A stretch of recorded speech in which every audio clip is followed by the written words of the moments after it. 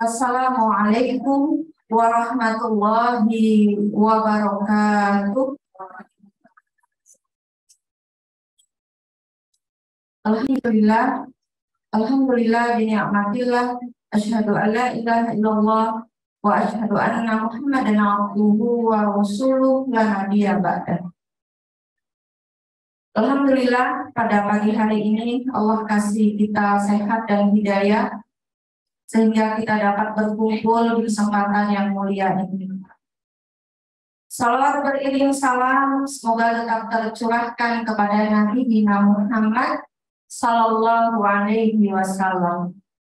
Bapak Ibu sekalian, hari ini kita akan sharing bersama tentang bagaimana caranya meningkatkan kecerdasan intelektual atau kecerdasan berpikir anak usia dini dan remaja. Satu hal sebelum saya ulas tentang materi ini, mengapa anak senang belajar? Mengapa anak tidak senang belajar? Mengapa anak sungguh-sungguh dalam belajar? Mengapa anak tidak sungguh-sungguh dalam belajar? Salah satu faktornya adalah meneladani orang tua. Kalau ada orang tua di dalam majelis ilmu di mana Allah turun malaikat turun berbondong-bondong memenuhi majelis mendoakan dirinya, tetapi dia tidak tahu ada ilmu, maka begitu juga anaknya. Kualitas belajarnya pun akan rendah. Tadi saya kasihan banget lihat Ustaz Habib. Ibu-ibu memang kalau dilihat dalam potensi otaknya, perempuan kemampuan bicaranya lebih banyak daripada laki-laki. Makanya bapak-bapak nggak banyak ngomong kalau tadi banyak ibu-ibu. Tetapi kita ini hidup bukan dengan naluri, bukan. Kita itu hidup dengan proses berpikir. Proses berpikir itu bukan dengan potensi naluri yang hidup. Kalau kita hidup dengan potensi naluri ya, maka kita casingnya manusia, kepribadiannya hayawan dia, kata Imam Al-Ghazali.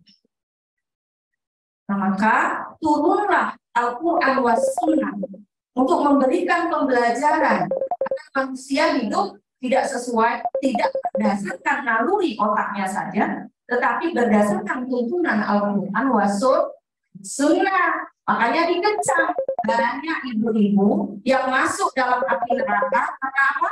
Karena mulutnya, mengikuti syahwat mulutnya untuk terus bicara, tidak tahu tempat, tidak tahu konten, tidak tahu dampak. Maka ancamannya adalah api neraka. Jadi Bu Nurul menegaskan sekali lagi, anak kita bercita-cita ingin jadi ulama besar, orang yang punya ilmu yang banyak, tentu menuntut pembelajaran yang sungguh-sungguh. Maka orang tua memberikan keteladanan lebih awal, ya. Nah, nanti akan ada materinya di sini. Nah, kita sama-sama belajar. Jadi Dai Qurani ini mendesain kelembagaannya selain berdasarkan Al-Quran was Sunnah. Al-Quran was Sunnah sendiri ternyata nanti kita lihat itu sangat ramah terhadap otak manusia. Jadi salah jika Bapak mengajarkan Islam kepada anak, berarti Bapak dan Ibu mengadakan kekerasan, menyelenggarakan kekerasan terhadap anak dan remaja. Itu salah. Sebetulnya Al-Quran dan Sunnah sangat ramah terhadap otak manusia. Nah, ini kita akan bahas. Allah kasih fitrah, ingat ada dua fitrah apa Bu? Pak? Fitrah munazalah, fitrah nafsaniyah. Fitrah munazalah atau fitrah tauhid langsung Allah kasih. Semua Allah kasih, langsung Allah kasih tanpa cara orang tua. Sifatnya apa? Selalu mendorong kepada kebaikan. Pasti mendorong kepada kebaikan. Tapi ada yang muncul, ada yang tidak muncul. Mengapa tidak muncul? Karena lingkungan di sekitarnya tidak mengoptimalkan fitrah tauhidnya. Kenapa ada yang muncul? Karena lingkungan mengoptimalkannya. Di antaranya dengan cara apa? Taqarrub ilallah. Orang tua bertaqarrub ilallah, anak-anak dibiasakan bertaqarrub ilallah. Maka muncullah nanti anak yang taat kepada Allah. Nah, hari ini kita akan membahas sebahagian dari fitrah nafsannya. Fitrah nafsannya itu adalah fitrah, potensi, kemampuan yang Allah kasih, tapi cara berinya nggak langsung, diturunkan melalui generasi sebelumnya, orang tua, nenek, kakek. Sifatnya tidak selalu baik, ada yang kedapatan baik, ada yang kedapatan buruk. Contohnya, ada kulit warna putih, ada kulit warna hitam, ada rambut ikal, ada rambut lurus, ada hidung mancung ke depan, ada hidung mancung ke samping. Itu contoh fisik agar ibu bisa melihat, mengihsas bahwasanya fitrah nafsaniyah atau hereditas itu tidak selalu mendorong kepada kebaikan. Ada yang jujur, ada yang takwa kata Allah.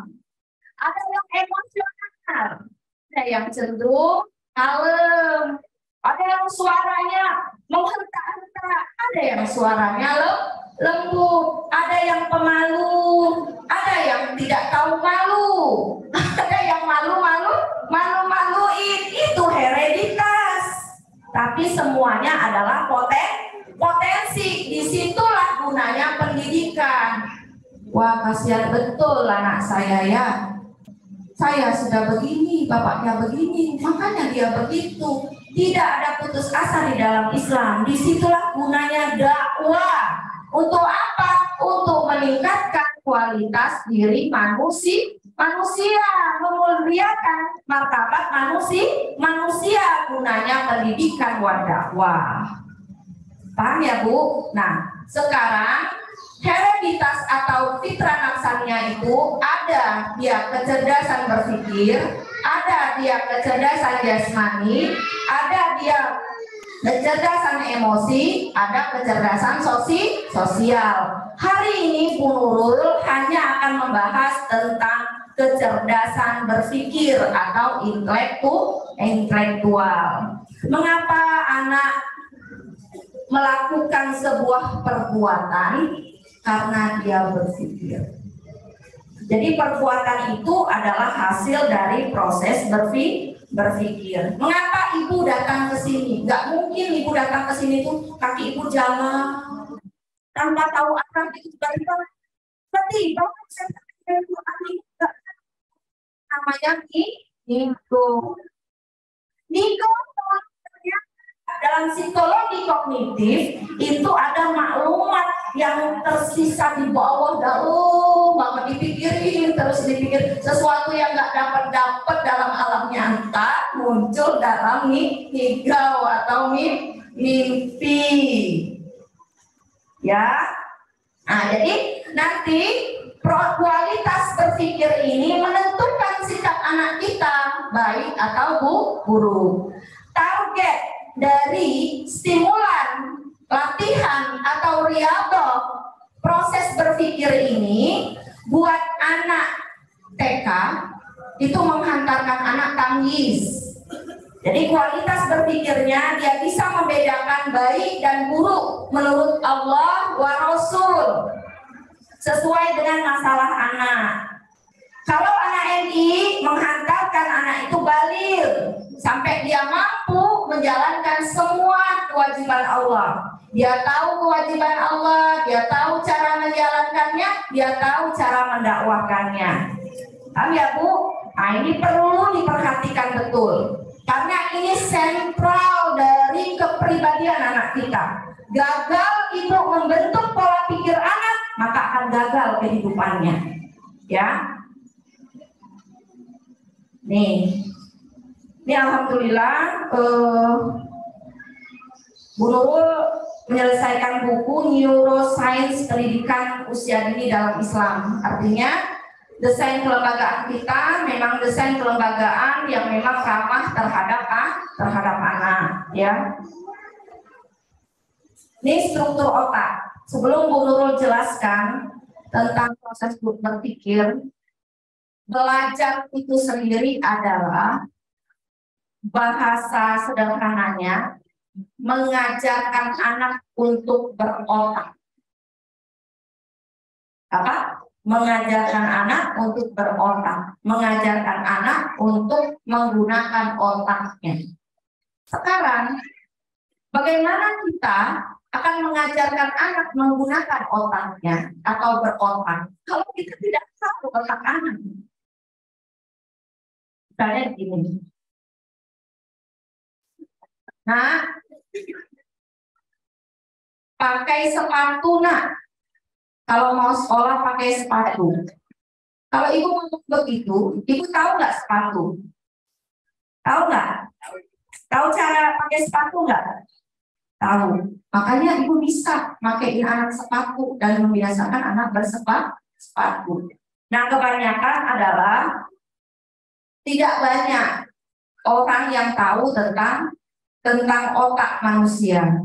Sehingga nanti banyak orang tua mengatakan dia sayang, tapi ternyata yang menghancurkan anak. Ini saya kemarin ya, lupa. Tadi sudah Bu Nurul ingat-ingat untuk bawa miniatur otak. Mana Sarah ya? Sudah Sarah mana ini? Ambil miniatur otak di pondok ya. Ada Kak Awa di sana. Ini otak manusia. Ya, perhatikan kursornya dari biru sampai ke ungu, terus ini hijau ke biru lagi, oranye, ungu, hijau, biru. Itu namanya otak besar. Bapak Ibu boleh pegang ke sini. Nah, dari sini ya. Ke sini sampai berhenti di bawah sanggul. Otak apa, Bu? Otak besar. Ibu pegang di bawah sanggul. Begini, itu kayak sanggul gitu. Tangan Ibu begini ya. Nih. Namanya otak kecil. Otak apa? Otak kecil. Gampang ya. Yang besar namanya otak besar. Yang kecil namanya otak kecil. Di sini ada kayak batang. Namanya batang otak. Gak usah dihafal ya, pahami aja. Yang biru ini otak besar. Kalau dilihat dari samping, maka pembagiannya terlihat. Di depan ibu begini semua, bapak begini semua. Ini namanya frontal. Apa? Frontal. Otak inilah pembeda antara otak hewan dan otak manusia. Otak frontal ini menyimpan memori.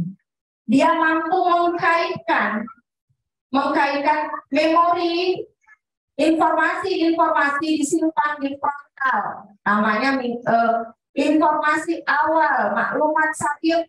Nah, di frontal dia mampu untuk berkait dengan yang warna oranye, warna hijau. Hijau mendengar, ungu melihat, oranye merasa, oranye bergerak, ngasih informasi ke frontal. Frontal bilang lari namanya, asin namanya, buaya itu, hitam itu, hijau itu. Nah, ini frontal. Bapak, ini namanya frontal. Ikan ada otak, tapi nggak ada frontalnya, ya.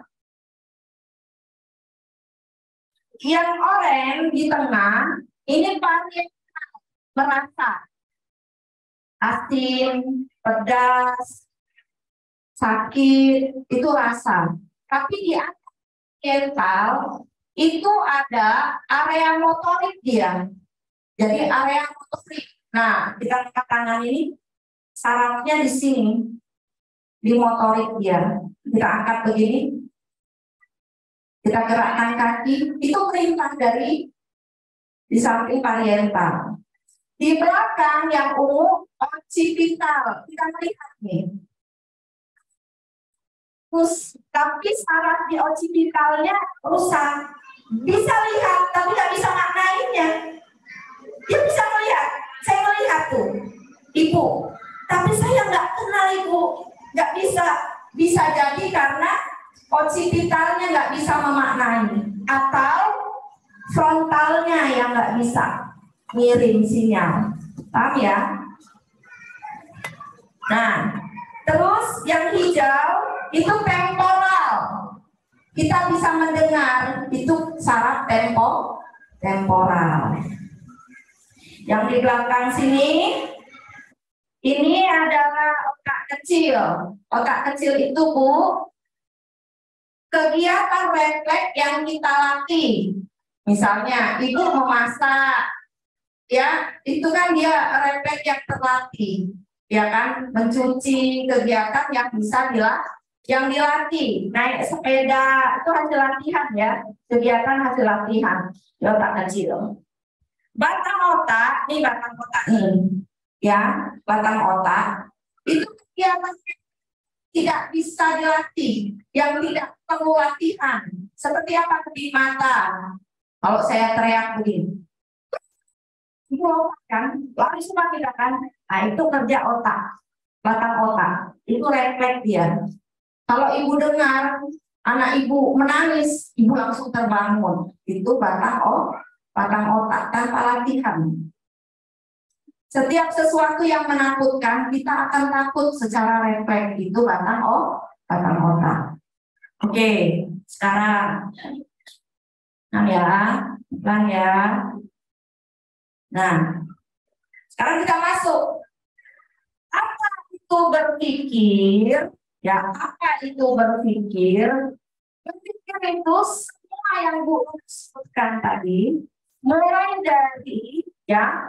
dari frontal, parietal, occipital, temporal, ya, otak kecil, otak besar, satu lagi Bu Nurul bilang sistem limbik. Sistem limbik ini kalau otak besar, otak berpikir, otak kecil, otak refleks yang dilatih, batang otak refleks yang tidak dilatih. Kalau ada orang emosional, berarti otak besarnya terbajak oleh sistem limbik. Dia nggak sempat, dia cerdas, tapi dalam sepersekian detik dia tidak berpikir. Dia dikuasai oleh sistem limbik, berarti otak besarnya terbajak oleh sistem limbik. Nah, disitulah saat itulah derajat manusia turun menjadi derajat hewan. Ya. Nah, berpikir merupakan sebuah kemampuan. Jadi berpikir itu sebuah kemampuan yang bisa dilatih. Bisa Bu dilatih. Ya, dia kemampuan seperti kemampuan ibu memasak, mencuci, menggoreng, cuci ikan, nyapu, menyulap, menjahit, menjadi guru, menjadi pedagang, marketing. Itu kemampuan yang Allah kasih. Proses berpikir itu kemampuan yang Allah kasih. Dia bisa dilatih. Memang nanti ada kemampuannya di bawah standar, tapi bisa nggak dilatih ke atas? Bisa dilatih, kan bisa dilatih. Speednya bagus, tapi nggak pernah digunain, kebajak terus sama sistem limbik. Mubazir nggak? Mubazir, buruk juga hasilnya. IT-nya bagus, tapi kebajak terus. Banyak orang-orang yang IQ-nya tinggi, malah dia punya gangguan kepribadian. Karena apa tadi? Dia kebajak sama sistem limbik. Banyak ilmuwan ternama itu matinya bunuh diri. Karena apa tadi? Karena kalau dalam Islam, nanti kecerdasannya hanya sebatas sains, tidak sampai menghantarkan dia kepada Allah. Disitulah mudahnya proses berpikir itu dibaca sama sistem limbing, baru kemampuan. Jadi kemampuan berpikir itu siapa yang memberikan tuh? Allah, anugerah Allah. Kalau kita bersyukur, maka anak kita dilatih kemampuan berpikirnya yang dilatih. Kalau kita tidak melatih proses berpikir anak kita, maka kita tidak bersyukur. Makanya karena pilihan kita tidak mensyukuri kemampuan berpikirnya anak kita. Nah, berpikir itu saya contohkan. Ibu lihat saya aja. Kalau bahasa di situ susah. Ini, ya. Ini saya sudah bilang tadi otak, ya. Saya ini ya. Saya lihat nih, yang begini. Saya indera namanya kan. Indera itu bisa dilihat, bisa didengar, bisa diraba, dirasa, ya kan? Di indera. Kalau itu belum saya jelaskan ini, Ibu nggak tahu pasti. Sebelum saya jelaskan ini apa sih?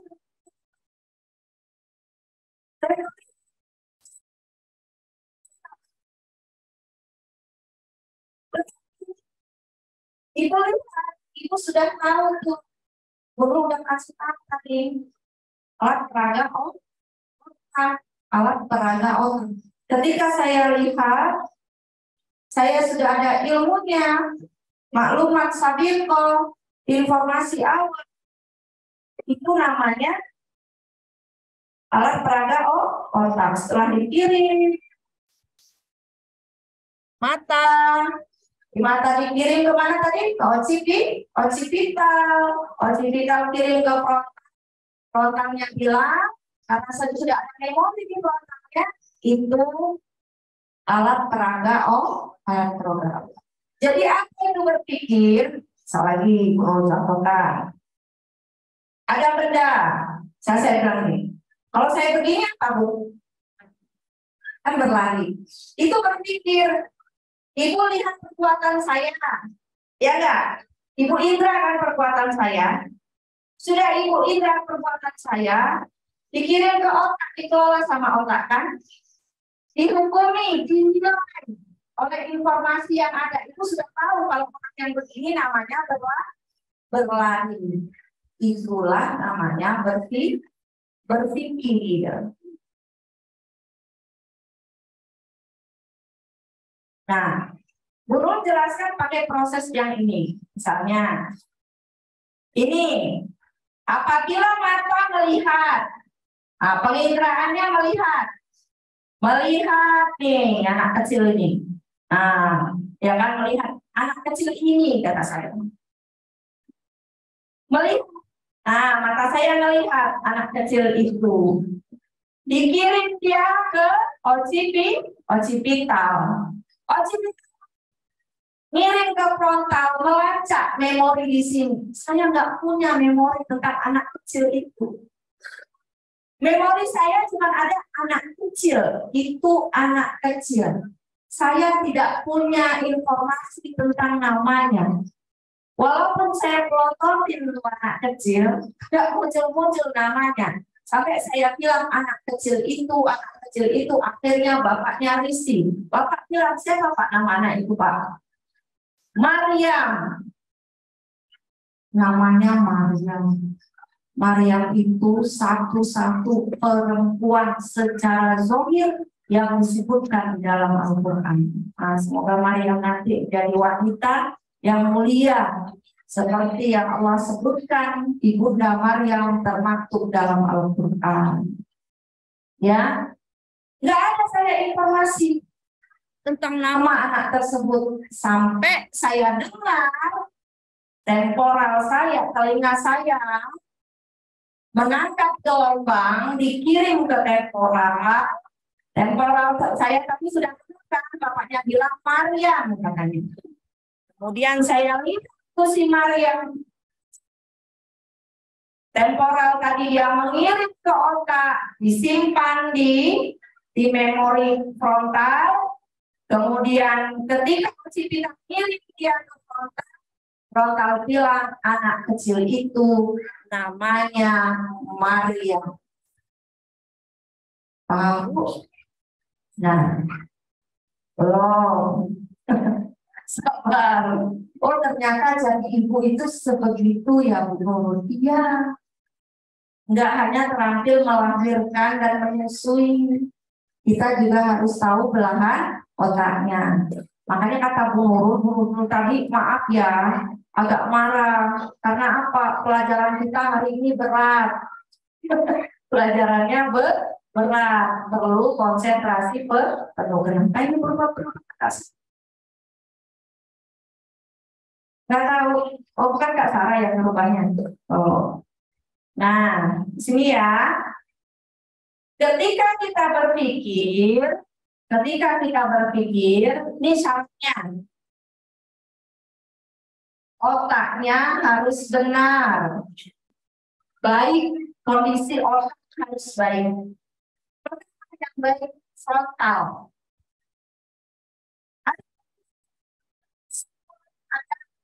Dia rusak karena beberapa sebab. Yang pertama karena benturan yang sangat keras. Kecelakaan, hilang memorinya, nggak bisa berpikir dia, tulalit dia, nggak bisa dia menangkap, nggak bisa mengirim, nggak bisa menangkap. Walaupun temporalnya mendengar, tahu suara-suara itu tidak bisa disimpan, tidak bisa dikeluarkan, rusak frontalnya. Atau karena narkoba, rusak. Atau karena pornografi. Nah, karena pornografi itu sama rusak frontal anak dengan pornografi, dengan narkoba, dengan kecelakaan yang sangat keras, rusak frontalnya sama. Kecanduan medsos itu lemah. Otaknya menjadi tidak baik. Tidak baiknya kenapa? Pernah perlu jelaskan. Ini sistem limbik. Kalau sistem limbik kebanyakan nonton porno, kecanduan HP, maka menghasilkan dopamin. Dopamin kebanyakan frontalnya ini menciut. Makanya anak kita apa? Dek mandi, dek makan, dek belajar, dek tidur, main dek, aja, nggak nafsu deh semuanya. Nggak ada motivasi hidupnya, frontal sangat. Makanya Bu Nurul deteksi kalau ada anak belajar, anak hidup nggak ada perjuangan. Yang pertama Bu Nurul tanya adalah anak ini nonton HP terus main medsos terus main game terus olah dia di sini, menciut dia, ya. Jadi kondisi otaknya tidak baik. Bagian apanya? Frontalnya. Parietal, mungkin karena ada penyakit, maka dibedah di sini. Ada teman saya, suaminya sakit, nggak tahu saya penyakitnya apa, dioperasi di sini. Ketika dioperasi kan dijahit ya, nggak tahu saya itu ada operasi apa. Ini kan setahu saya tulang ya, budi apa dikaji, terus dijahit lagi di sini. Katanya orangnya jadi rasanya terganggu. Parietal. Gerak tubuhnya nggak dicek terus karena di sini juga ada area motorik dia. Ya, kalau ada benturan di belakang di sini tadi. Makanya ada orang melek tapi nggak bisa melihat. Ini matanya berfungsi tapi nggak bisa memaknai, oksipitalnya yang rusak. Jadi dia buta, nggak bisa melihat tapi buta. Atau samping sini kena temporalnya, pendengarannya akan rusak dia. Ya, nah itu semua kondisi otaknya harus baik. Kalau mau berpikirnya baik, berpikirnya benar. Ya. Terus realita yang terindra. Harus ada yang kita indra, kita dengar, Kita rasa, kita lihat, nggak ada dengar, nggak ada yang dirasa, nggak ada apa yang nggak apa mau dipikirkan, ya nggak? Itu orang berpikir kalau nggak ada bendanya, apa dia?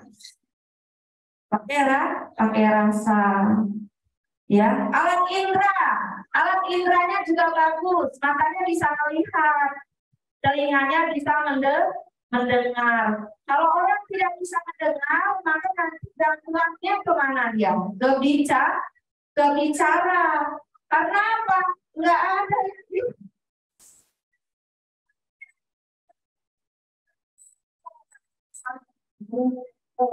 buaya, lumba-lumba, kuda nil, siput, kodok, nggak ada. Karena dia tidak mendengar. Ruangannya semuanya nih. Dua dan Egi, itu apa? Bisu. Pernah Bu dibawa ke rumah sakit, saya bilang. Belum pernah Bu. Nah, kita mau buktikan.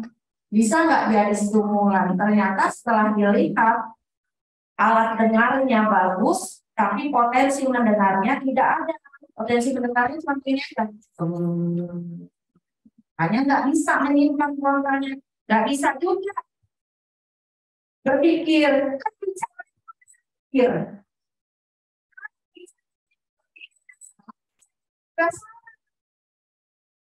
Ya, informasi sebelumnya. Nah ini nanti harus sebelumnya. Makanya anak itu akan baik sikapnya kalau dia merekam yang dari orang tua. Nanti salah satu stimulan proses berpikir adalah keteladanan yang baik dari orang tua. Kalau yang masuk yang baik, maka keluar nanti sikapnya yang baik juga.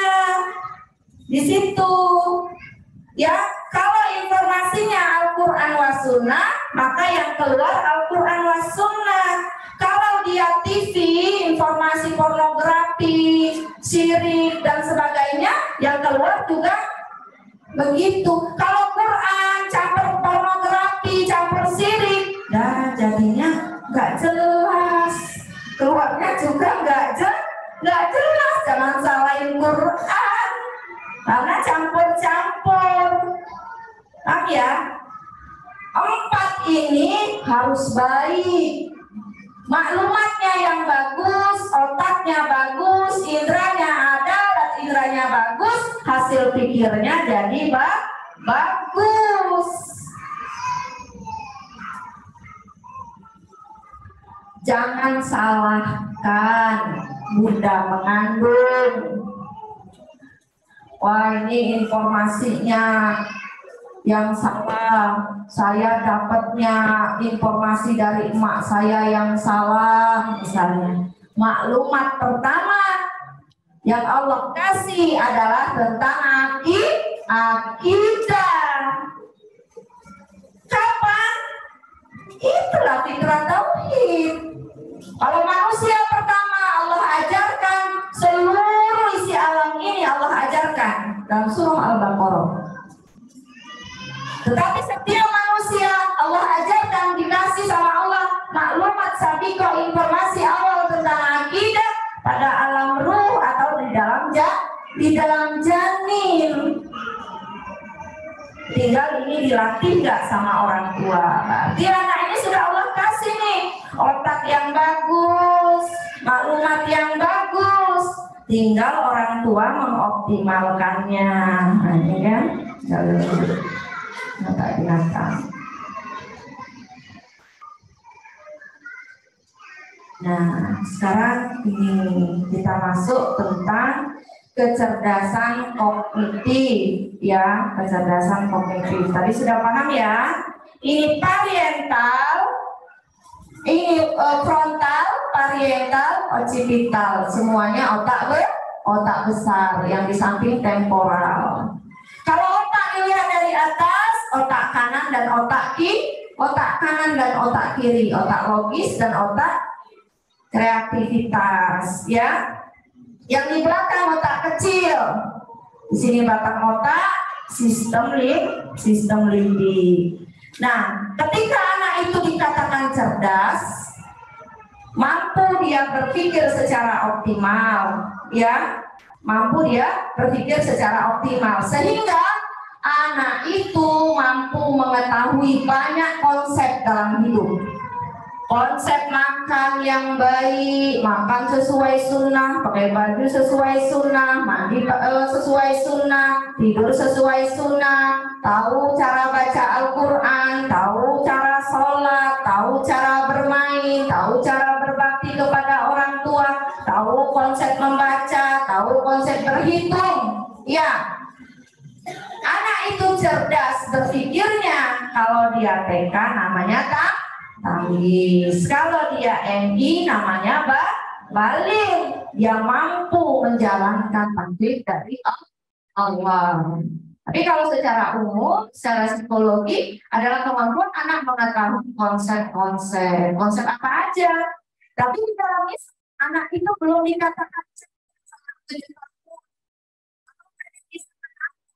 hal materi saja, tapi belum bisa baik dan buruk menurut Allah wa Rasul. Untuk itulah makanya anak dibutuh dikasih maklumat sabiqah, pengetahuan tentang tamyiz, pengetahuan tentang baligh, agar dia bisa menilai setiap yang dia indra sesuai dengan pengetahuan syariat Al-Quran was-sunnah. Ini tahapannya, ya. Tahapan berpikir anak. Tentu anak itu nanti di usia 7 tahun, harapannya tamyiz, dia bisa membedakan baik dan buruk menurut Allah wa Rasul. Namun bagaimana anak itu berpikir sejak awal, Bu ya, pertama tahap sensori motor 18 sampai 24 bulan mulai dari awal. Ingat gak anaknya? Ya, di bawah 2 tahun apapun masuk mulut. Semua masuk mulut. Ketemu tangannya gini-gini kan? Itu cara anak berpikirnya begitu, sensorik motor. Dia mau tahu sesuatu. Lama, ntar dia begini-gini kan. Masuk telinga. Dikodek-kodek telinga. Apa aja masuk? Nanti duluan. Hidung masuk duluan. Hidung. Gitu gak anak? Iya gak? Nanti tangannya. Masuk lagi. Masuk mulut. Makanya dia masuk mulut. Ibu, orang tua bilang, anak kalau cocok tangan pinter. Iya. Kepintaran awalnya cocok tangan, tapi yang dia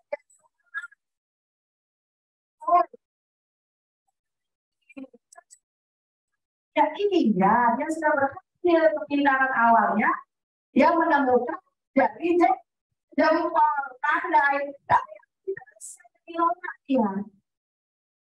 Nanti dalam berikutnya kajiannya dia jadinya orang berpikir kalau sudah gede 7, 8 tahun, 9 tahun sudah terus mau dia kemana-mana, ya.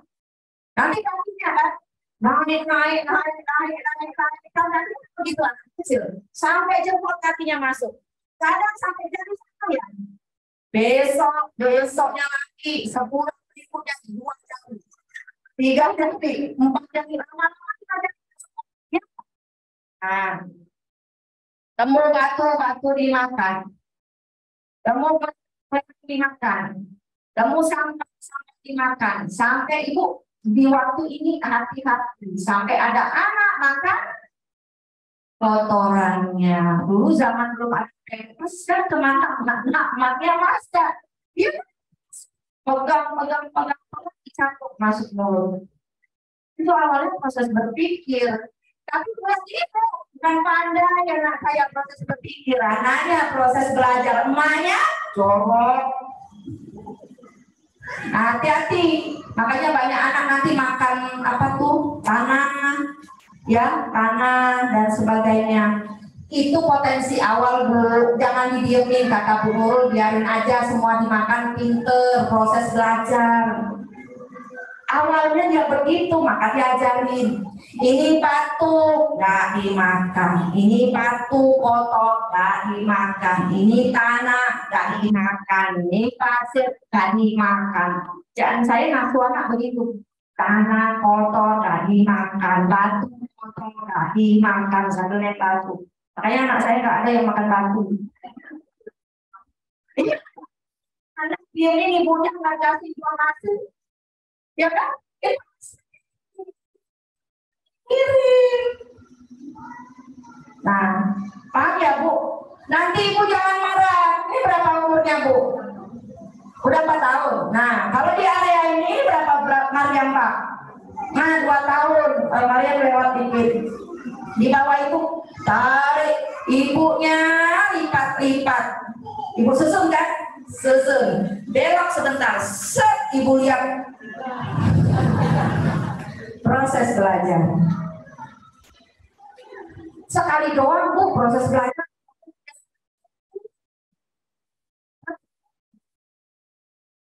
Ya, semua ditarik.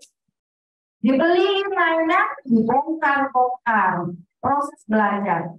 Maka diajari caranya. Mana yang boleh dibongkar, mana yang nggak boleh dibongkar. Lipstik ibunya dicolok. Peper sana, baru ngecat sudah nyolok-nyolok lipstik, apa itu warna-warni ibunya dipeper ke dinding semua atau ke mukanya semua. Proses belajar.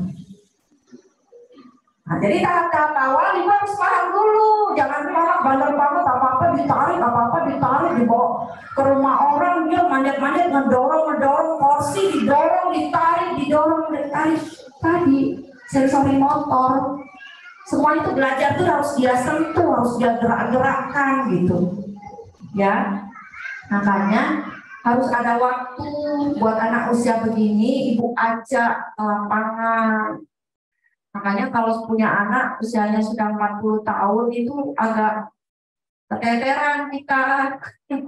Ya, saya aja ngikutin geraknya Fatima itu sudah agak sulit. Karena memang mereka dunia gerak, dunia kita, setiap persendihan sudah tidak bisa kaku. Ya, nah ini yang harus kita pahami ya Bu. Berikutnya ada usia 2 tahun. Berpikirnya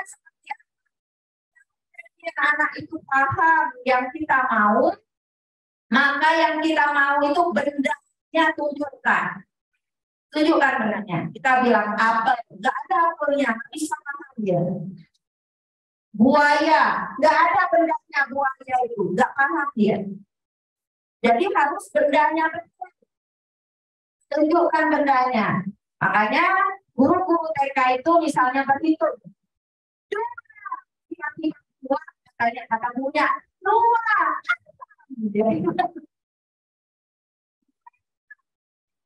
Dia bilang, kata gurunya, pandai kali itu anak ya, nggak sopan sama guru, nggak nurut. Dibilang luar, kita bilang luar, dia bilang karena cara berpikirnya berbeda. Cara berpikirnya itu berbeda. Jadi harus dihadirkan betul-betul bendanya. Makanya ini anak usia 2-7 tahun, ibu semangat ngajarin dia, harus semangat juga ngajak dia main. Tapi mainnya jangan kata anak bebas disuruh main dia cukup. Nanti mainnya itu mengembangkan 5 kecerdasan, berpikir, emosi, sosial, jasmani, keagamaan. Nah, itu dikembangkan. Tapi tadi harus dalam kondisi bermanfaat. Nah, misalnya gini anak 2 tahun. Itu mobil mau ke arah pasar Ciputat.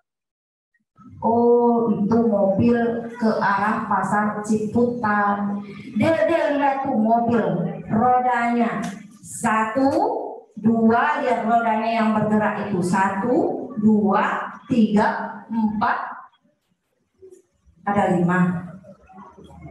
4. Lihat. Itu mangga deh. Setiap kita ketemu sama benda-benda apa-apa, kita kasih maklumat. Oh, itu kuda ciptaan Allah. Hujan dari mana ya airnya ya? Dari mana ya airnya ya? Hujan dari mana ya airnya? Kayak gitu kita. Coba nenek punya anak kecil usia 3 tahun, 5 tahun, lucu banget katanya, capek saya mana air kayak orang bego katanya gitu. Kalau ibu-ibu muda kan masih ya. Nah kalau orang usia 40 tahun punya anak 3 tahun, air mantep udah bobo serok kayak saya dulu, bobo serok nangkep kodok nangkep. Aduh, saya bilang Fatimah masih kecil ibu udah ya. Jadi cara berpikirnya, kalau pengen anak kita cerdas, jangan ibu kasih acara di medsos. Bikin ini gak cerdas kita pesawat, orang yang bisa karena gampang dia butuh air, ibu masuk ke bak. Makanya dulu orang baknya gede-gede ya. Sekarang mah bak ember doang di kamar mandi, karena kamar mandinya 2 jam. Kadang nggak ada ember. Satu minggu ada guru yang belajar menyikat kamar mandi. Saya perlu berpikir kamar mandi bak yang mana itu dia sikatnya. Di rumahnya nggak ada bak. Saya ingat zaman saya kecil. Saya suka kata ini, saya ikat ke kamar mandi. Pikiran saya bukan ikat kamar mandi. Saya berenang, karena di zaman saya orang berenang itu orang kaya. Kalau orang miskin nggak berenang, berenangnya di mana? Di bak kamar mandi. Wah, saya kayak kaya, sambil ikat, sambil apa. Itu cara belajar anak 2 sampai 7 tahun. Kalau anaknya mau cerdas, libatkan dalam setiap aktivitas itu. Ibu masak, dia masak. Ibu ngegosok, ibu ke pasar, ibu ke anak aktivitas ibu cuci, nah itu cerdas.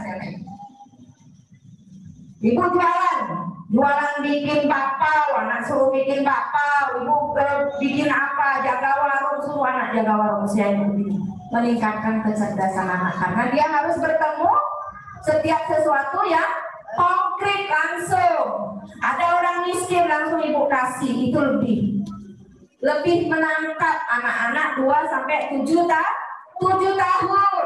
Ibu langsung ajak dia ke masjid. Nah, bendanya langsung ke masjid. Ini kalau azan langsung wudu pergi ke masjid. Itu konkret dia.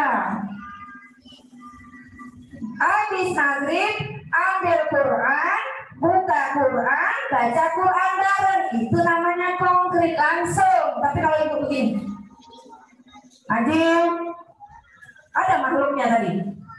Ngaji, ada nggak makhluknya? Ngaji, ada nggak? Itu namanya abstrak. Cocoknya anak 7 sampai 11 tahun. Ngaji, ada makhluknya? Sholat nggak? Ada tadi yang lewat sholat? Nggak ada.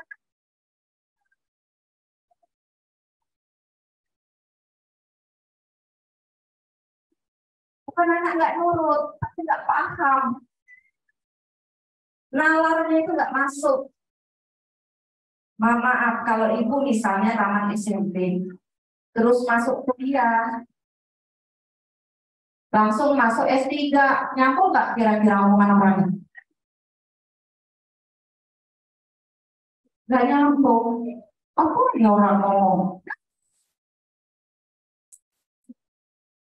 Kadang kita sudah marah, ya menggebu-gebu kayak burrito. Ada seperti itu. Kita ada salah. Kalau kita, ya. Saya ini lebih marah dari hati kita. Dia nggak tahu karena dia tak.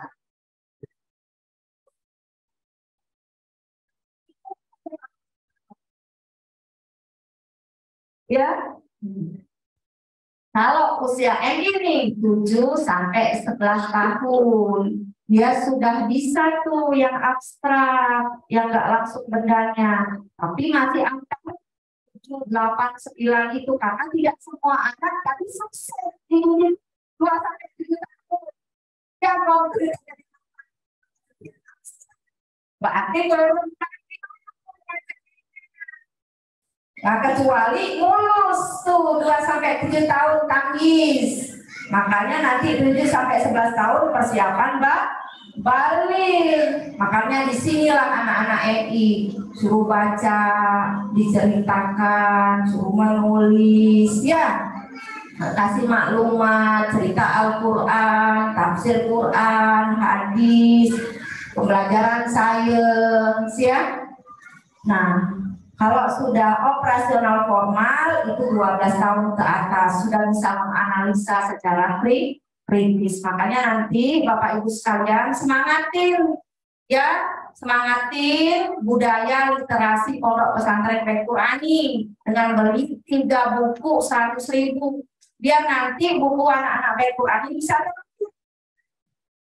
ya di depan no ambil 3 100.000 itu apa? Agar nanti ada biaya untuk meningkatkan kecerdasan anak di usia 7 sampai 11, 12 tahun ke atas. Kita stimulannya diantaranya dengan anak menulis. Ya, berikutnya panjang hari ini Bu Nurul ya, agak panjang dikit ya. Ini saya sudah mau jelasin, ini sudah. Saya tahu Ibu udah capek ya. Pelajarannya ini tinggi pula tuh. Nah ini nanti lah menurut sekilas saja. Makanya ini anak kalau kita ajak ngomong, dia bilang misalnya, mengapa kita sinar? Dia jawab apa? Karena Tuhan yang mengirimnya. Jadi dia belum bisa logika sains. Anak-anak usia dini belum bisa logika sains. Baru sebab akibatnya. Disinilah Al-Quran itu logis mulai dari anak kecil sampai dengan orang dewasa. Logis nggak? Sesuai nggak dengan ini? Sesuai tujuan. Jadi ngapal Quran, kalau ngapal Quran nanti dapat mahkota dari Allah. Cocok nggak? Cocok. Logis Al-Quran. Jadi nggak ada hafal Quran itu motivasinya kekerasan terhadap orang sesuai dengan pemikirannya, ya. Finalism. Kalau anak ditanya, misalnya ditanya ini, anak ditanya mengapa sungai mengalir ke laut, jawabnya apa? Karena memang demikian. Saya mandi deh. Tanya, kamu emang nggak tahu mandi untuk apa? Jangan-jangan kamu nggak tahu mandi untuk apa? Mandi untuk apa coba? Karena disuruh mama. Mandi untuk satu mama. Mandi untuk apa? Main air. Karena cara berpikirnya begitu, ya. Nih, karena ibu bukan bikin skripsi atau disertasi, saya sepatin aja ya.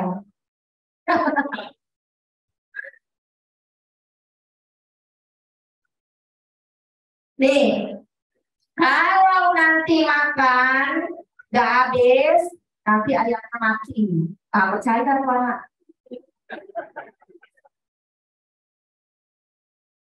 Iya nggak? Ah, makanya kan bilang gini, kalau pelit, ya, kalau pelit, kuburannya sempit. Kalau pelit, tidak dapat doa malaikat masuk nalar anak-anak. Karena memang nalarnya begitu ya. Ya. Selanjutnya, kenapa jam bergerak? Agar kita tahu angka itu ditunjuk. Maka kita jam 1 jawabnya agak begitu. Nah, begitulah lebih kurang cara anak berpikir. Ibu bisa nanti melihat bakat anak ibu itu letaknya di mana. Ada kemampuan itu tarafnya mengingat, itu taraf paling rendah. Taraf kedua, dia mampu mengaplikasikan.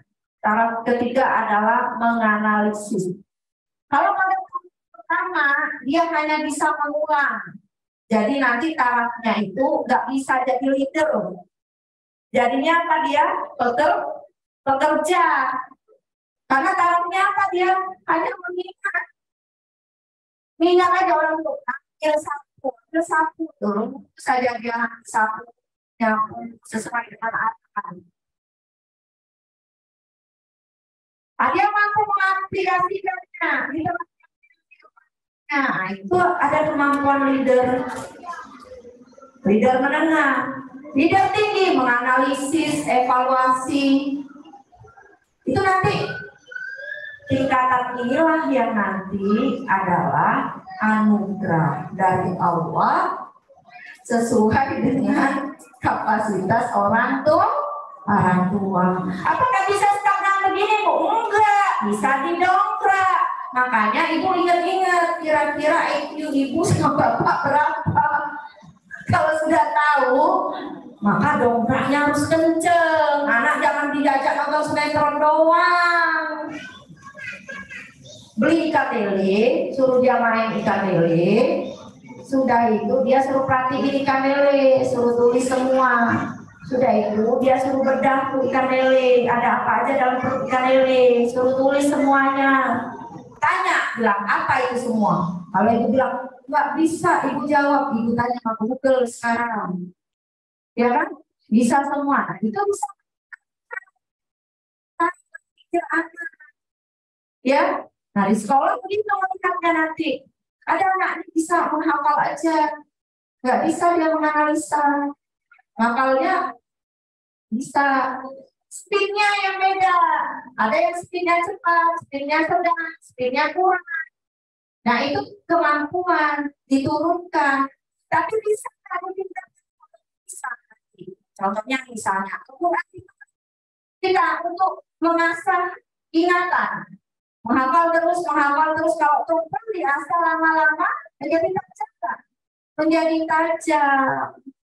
Ya, menjadi tajam. Nih, ada tingkatnya ya tadi. Nah, tingkatan bakatnya apa?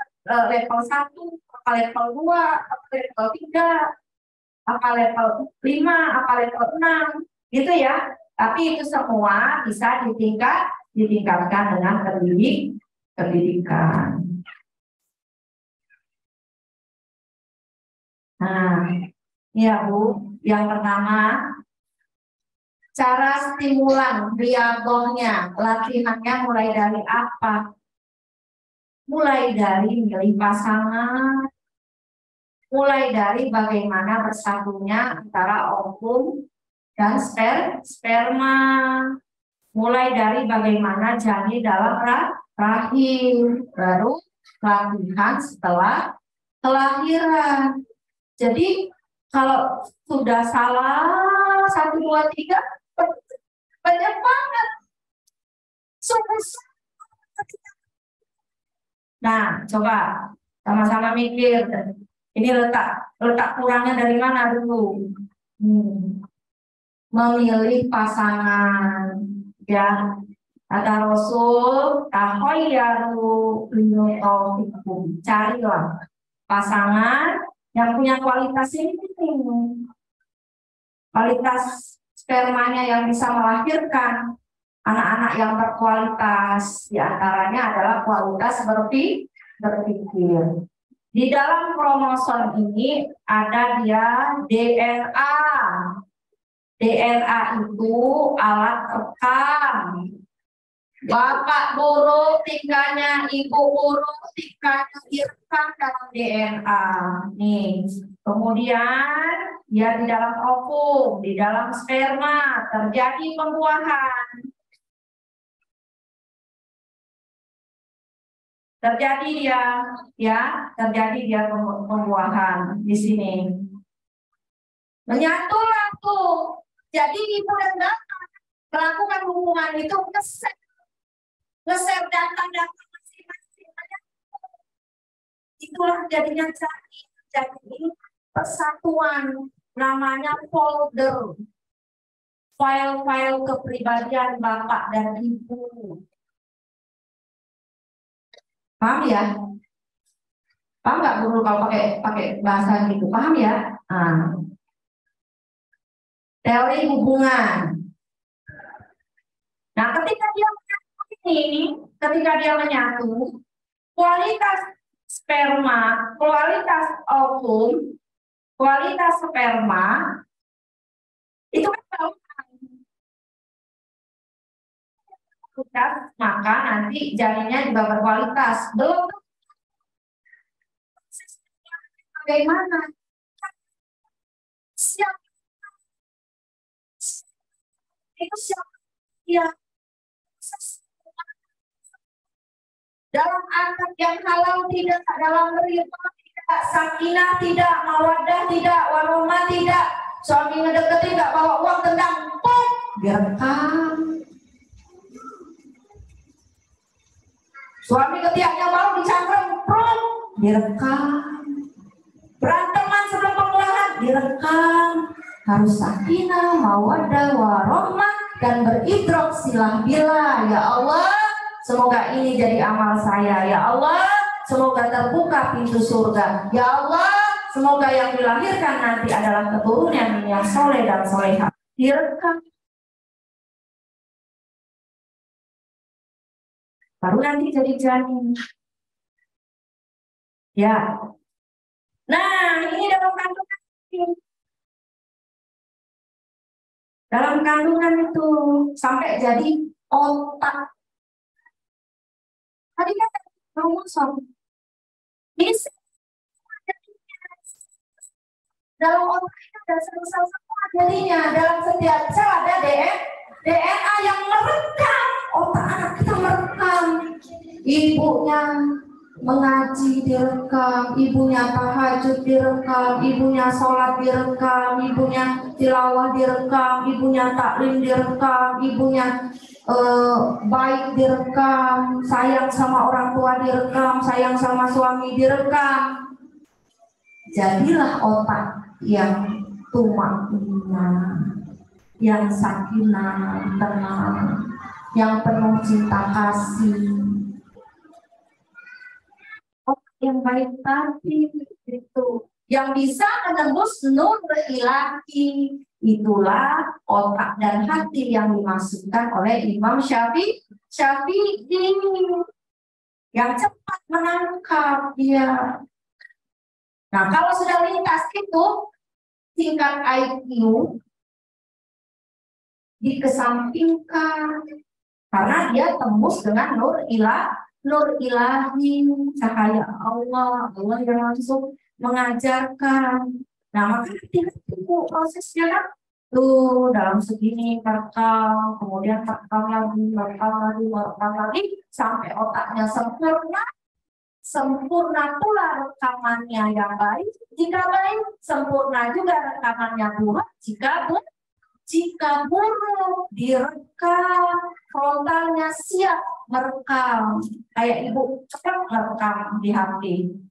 Apa yang ibu rekam, itulah yang tertangkap di otak anak. Itulah yang jadi maklumat sapi. Itulah yang jadi ilmu segala apa yang anak temui. Rekaman ketika janin. Makanya ada gangguan kepribadian akibat luka batin pengasuhan, mulai dari kandungan ibu, bapak bercerai, anak masih dalam kandungan. Nah, itu bisa terjadi gangguan kepribadian, minimal cemas.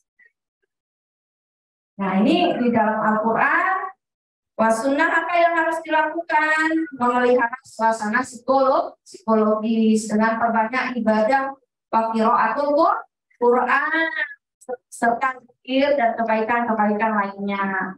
Senantiasa meningkatkan ibadah, baik orang tua, ayah, ibu meningkatkan ibadah. Karena apa tadi? Direkam semua, akan menjadi otak dan hati anak. Jangan lupa banyak-banyak berdoa kepada Allah. Ya Allah, semoga anak yang saya kandung ini lahir menjadi ulama besar, orang kaya yang dermawan, pemimpin umat, pejuang Islam. Nah, perbanyak berdoa. Karena dia yang digunakan untuk berpikir. Setelah kelahiran, apa yang harus dilakukan? Kasih nutrisi. Tentu otak perlu nutrisi, ya, makanan yang bergizi. Karena nggak wilayah guru nggak jelasin ya. Nah, lingkungan yang baik, orang tua, orang dewasa menjadi teladan dan pembiasa yang baik. Pola asuh untuk apa? Untuk pertumbuhan mesin pikiran, untuk pertumbuhan mesin pikiran. Nah, di sini. Yang pertama, pola asuh itu keteladanan. Bicara ibu, perbuatan ibu, apapun dia, bicara bapak, perbuatan bapak, semuanya, sikap bapak, ibu, semua direkam oleh anak. Siap merekam temporal, siap merekam dengan pendengaran, occipital siap merekam dengan penglihatan, parietal siap merekam dengan rasanya. Ya, frontal uang data ini masuk semua rekaman-rekaman yang dia lihat, sikap ibu disimpan dalam frontal, suara bapak, perbuatan bapak, lemah lembut, bentakan-bentakan direkam semua di frontal. Untuk semuanya dia akan hukumi sesuai dengan apa yang dia rekam. Makanya menurut Islam, anak itu berislam, Yahudi, Majusi karena orang tua. Menurut ilmuwan psikologi kepribadian anak itu dibentuk karena hasil yang dia sering lihat, yang dia sering dengar, akhirnya dia mengikuti. Maka berubahlah, berjuanglah untuk lebih baik agar menjadi teladan yang baik, menjadi informasi baik untuk direkam oleh otak anak. Kalau sudah dipondokin, lah pulang kamarnya campur-campur. Misalnya suara saya lagi begini, terus anak kecil gini,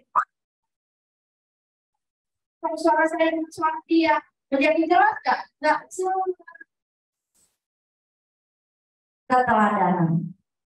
Keteladanan bisa berarti ikhtiar kemanusiaan karena dia terekam. Dia bisa juga menjadi ikhtiar ilahiyah. Karena kalau ibu tergolong orang yang baik, bapak tergolong orang yang bertakwa, 7 keturunan kita diangkat oleh Allah derajatnya. 7 keturunan kita diangkat oleh Allah derajatnya. Jadi yang IQ lola-lola itu udah dilupain tuh. Karena apa? Karena kita takarub ilallah, diangkat. Karena siapa yang ngajarin maklumat sabiqah tadi? Siapa yang ngajarin? Allah. Yang ngajarin kita ini sebelum emak bapak kita, guru kita, Allah duluan yang menjadi guru kita. Nah itu bisa dilanjut.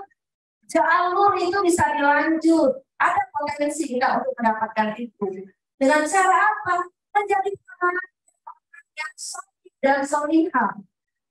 Maka akan mengangkat derajat anak keturunan kita. Demikian juga anak, ibu bersyukur anak yang menghafal Quran, tinggal di pondok dengan habit ulama besar. Maka derajat bangsa semua sampai ke surga. Kalau anak ibu sholat tahajudnya bagus, nggak mungkin kelaparan ibu, yakin nggak? Orang maling aja ada rezeki, ya nggak? Ya nggak? Saya bilang ke anak pondok, ini orang tua kalian banyak yang nggak benar. Karena kalian sholatnya main-main, kalian tahajudnya main-main. Ya. Kalau kalian suka baca Qurannya, mungkin nggak ada tuh orang tua yang susah cari uang. Karena ini main-main nih ngajinya. Maguru nggak sopan. Bantu orang tua kalian, bantu. Jangankan ibu di dunia ini, sampai akhirat ibu digendeng menghadap Allah, diajak masuk bareng-bareng ke surga. Apalagi soal bayar listrik, bayar SPP, kecil banget. Buat aku Quran itu yang diingat. Pondok ini berdiri karena anak tahajud. Pondok ini berdiri karena anak menghafal Quran. Saya bilang, kenapa itu karunah wal ma'unah dari Allah tidak datang kepada kalian, per orang tua kalian? Kenapa? Karena main-main kali, belajarnya main-main, sholatnya nggak sungguh. Nah itu penting. Jadilah teladan yang baik buat anak. Nanti anak mereka jadi orang baik, nggak susah bu hidup, nggak susah. Yakin aku, masalah pasti ada, tapi tidak jadi bencana hidup kita. Masalah, Bu lihat enak betul Bu Nurul. Bu Nurul ngomong begitu karena Bu Nurul sudah senang. Ibu harus pikirkan makan 100 orang ini gimana? Kata Ustaz, kebutuhan 90, kemampuan 40. Kan anak orang bodo amat Bu, ya Allah Bu. Sampai Bu berpikir mau dagang apa ya biar nutupin itu. Mari kita tingkatkan ibadah, tingkatkan. Ibu-ibu ditolong sama Allah, anak-anak dicerdaskan, ditaatkan. Kuncinya satu, jalankan yang wajib, tambah yang sunnah, tolong orang lain, jangan tinggalkan dakwah. Bahagia hidup kita, insya Allah Allah tolong. Nanti Bu, di kota besar kayak kita ini, orang lampunya tidak nyala, saking susahnya hidup. Percaya nggak itu? Orang kan mau naik dari 400 berapa, entar nggak ada lagi. Bisa orang bayar listrik. Tapi orang yang berikan tuh luar.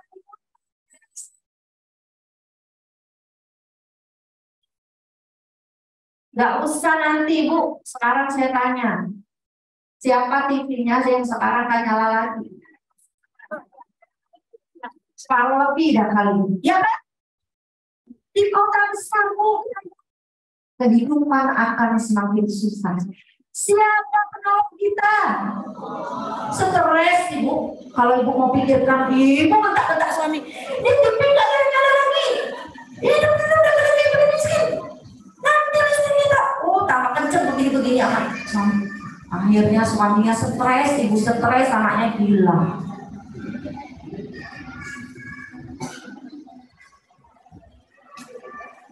Ikhtiar insaniyah jalankan, ikhtiar ilahiyah dikencangkan. Insya Allah Allah tolong. Ini contohnya dalam mencerdaskan kecerdasan berpikir. Bulan lalu taqarrub ilallah untuk kecerdasan tauhid agar anak taat sama Allah. Ibu yakin nggak Bu? Yakin nggak? Udah diamalin belum? Dan ngaji belum tiap hari? Allah, ngaji tiap hari. Dan ngaji belum tiap malam? Ngaji bawa anaknya. Dan Tuhan aja anak sholat di masjid. Insya Allah Allah tolong. Ya, insya Allah Allah tolong.